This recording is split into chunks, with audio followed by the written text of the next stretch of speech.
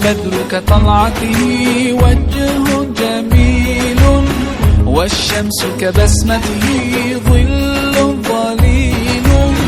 هو عبد الله سيد الخلق ومصطفاه، وحبيب الله خير مبعوث